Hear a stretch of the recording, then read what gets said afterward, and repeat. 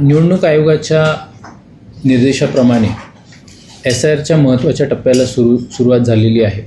Enumeration form वाटप करणे आणि तो भरून घेणे या टप्प्याची उद्यापासून सुरुवात होत आहे. 30 जून ते 29 जुलै या कालावधीमध्ये एन्युमरेशन फॉर्म देणे आणि ते भरून घेणे या पद्धतीने BLO घरोघरी जाऊन कारवाई करतील. या अनुषंगाने आपले एन्युमरेशन फॉर्म प्रिंटिंग जे आहे ते पूर्ण आपण 3 दिवसापूर्वी करून BLOंकडे त्याच्या प्रती दिलेल्या आहेत.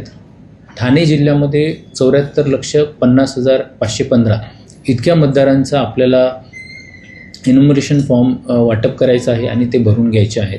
एन्युमरेशन फॉर्म भरताना जी आवश्यक 12 कागदपत्रं आहेत तर ती 12पैकी जी आवश्यकता पडते तर ती त्यांच्या एलिजिबिलिटीनुसार आपण यादी प्रसिद्ध केलेली आहे.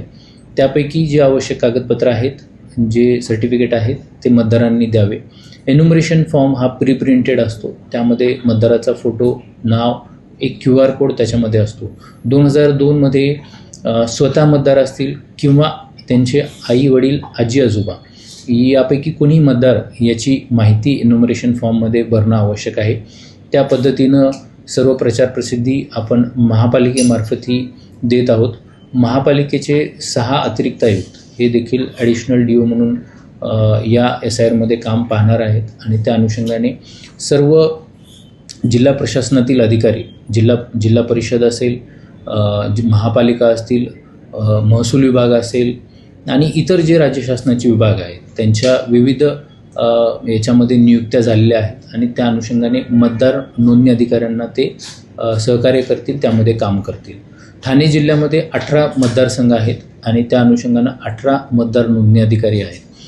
6,894 इतक्या मतदान केंद्र स्तरीय अधिकारी BLOज आपल्याकडे नियुक्त आहेत. तर या 6,894 मतदार यादी भागावरती या SIRमध्ये काम होणार आहे.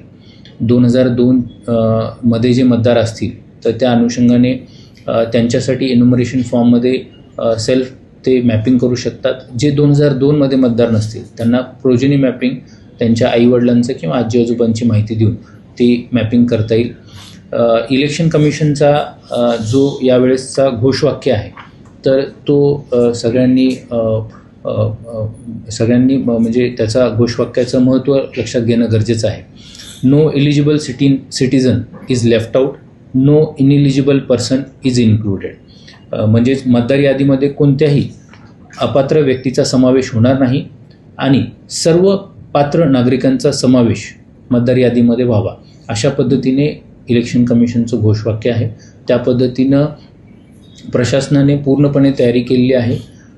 राजकीय पक्षांचे प्रतिनिधी असतील यांची देखील बैठक झालेली आहे आणि जे राजकीय पक्षाचे BLAs असतात, बूथ लेवल एजंट, त्यांची देखील नियुक्ती ठाणे जिल्ह्यामध्ये मोठ्या संख्येने झालेली आहे.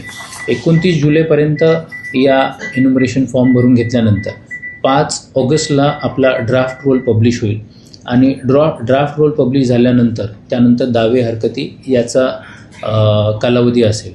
तर जास्तीत जास्त मतदारांपर्यंत पोहोचणे आणि एन्युमरेशन फॉर्म भरून घेणे जेणेकरून ड्राफ्ट रोलमध्ये मॅक्झिमम एलिजिबल वोटर्स जे आहेत, सिटीजन आहेत, तर ते आपल्याला इन्क्लूड करता येतील.